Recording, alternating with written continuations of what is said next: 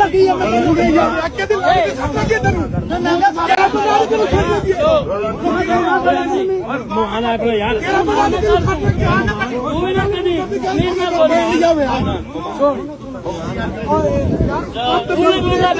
ਤੂੰ ਜ਼ਬਾਨ ਕੱਢ ਬਾਹਰ ਸਾਰੀ ਜ਼ਬਾਨ ਕੱਢ ਜ਼ਬਾਨ ਕੱਢ ਕਿਹੜਾ ਬਣਾ ਸਾਡੇ दोस्तों ये लम्हात हैं अदनान पहलवान टायरा वाले की कुश्ती शहजाद पहलवान पचार के साथ जो हुई एक फार्म हाउस में मुन्नू पहलवान गुरमानी के साथ। इस तनाज़र में अदनान पहलवान टायरा वाला ने अपना एक बयान जारी किया है जो आपकी समातों की नज़र है, उसमें आप देखें और फ़ैसला करें कि कसूर मुन्नू पहलवान गुरमानी का है या अदनान पहलवान टायरा वाला का। रहमान रहीम। मेरा नाम अदनान पहलवान टायरा वाला शेर पंजाब रुस्तम पंजाब शागिर्द उस्ताद लियाकत पहलवान बाजी। एक लोधरा ਦੇ ਵਿੱਚ ਬੜਾ ਵੱਡਾ ਮੇਲਾ ਸੀ ਤੇ ਮੇਲਾ ਆਵਾਮ ਦੀ ਬਦਮਜ਼ਗੀ ਦੀ ਵਜ੍ਹਾ ਤੋਂ ਖਰਾਬ ਹੋ ਗਿਆ ਵੇ। ਅਸੀਂ ਤੇ ਵੇਖੋ ਕਿਹੜਾ ਪਹਿਲਵਾਨ ਹੁੰਦਾ 9-10 ਵਜੇ ਨਾਲ ਖਾਣਾ ਖਾ ਲੈਂਦਾ ਵੇ। ਅਸੀਂ 4-5 ਵਜੇ ਦੇ ਨਾਲ ਮਰ ਜਾਂਗੇ ਪਾ ਕੇ ਸ਼ਹਜ਼ਾਦ ਪਚਾਰ ਵੀ ਤੇ ਮੈਂ ਵੀ ਵਿੱਚ ਫਿਰਦੇ ਰਹੇ ਆ। ਮੇਲਾ ਉਹਨਾਂ ਨੇ ਕਿਹਾ ਜੀ ਖਰਾਬ ਹੋ ਗਿਆ ਵੇ। ਉਹਨਾਂ ਨੇ ਅੱਗੋਂ ਆਖਿਆ ਜੀ ਇੱਕ ਫਾਰਮ ਹਾਊਸ ਤੇ ਕਰਾਉਣਾ ਹੈ। ਜੀ ਠੀਕ ਹੈ।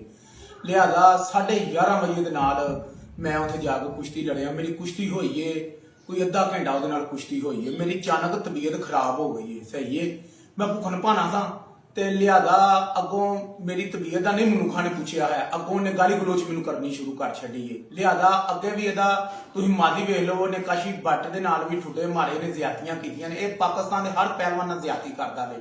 ਵੇਖੋ ਤਬੀਅਤ ਖਰਾਬ ਹੋ ਗਈ ਏ। ਅੱਗੋਂ ਉਹਨੇ ਸ਼ਹਜ਼ਾਦ ਪਹਿਲਵਾਨ ਪਚਾਰ ਦਾ ਹੱਥ ਖਲਾ ਕਰਦਾ ਪਿਆ ਵੇ ਤੇ ਇਹਦੇ ਨਾਲ ਮੈਨੂੰ ਹੁਣ ਵੇਖਾਂਗਾ ਇਹ ਕਿਵੇਂ ਆਪਣਾ ਮੇਲੇ ਦੇ ਉੱਤੇ ਗੁੱਲੂ ਪਹਿਲਵਾਨ ਬੱਟ ਨੂੰ ਘਲਾਉਂਦਾ ਵੇ ਤੇ ਮੈਂ ਪਾਕਿਸਤਾਨ ਰੈਸਲਿੰਗ ਦੇ ਅੱਗੇ ਅਪੀਲ ਕਰਨਾ ਮੈਨੂੰ ਇਨਸਾਫ ਚਾਹੀਦਾ ਵੇ।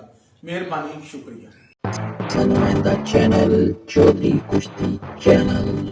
अगर आपको हमारी वीडियोस पसंद आती हैं तो चैनल को लाइक शेयर और सब्सक्राइब कीजिए। शुक्रिया। नुमाइंदा चैनल चौधरी कुश्ती चैनल। अगर आपको हमारी वीडियोस पसंद आती हैं तो चैनल को लाइक शेयर और सब्सक्राइब कीजिए। शुक्रिया।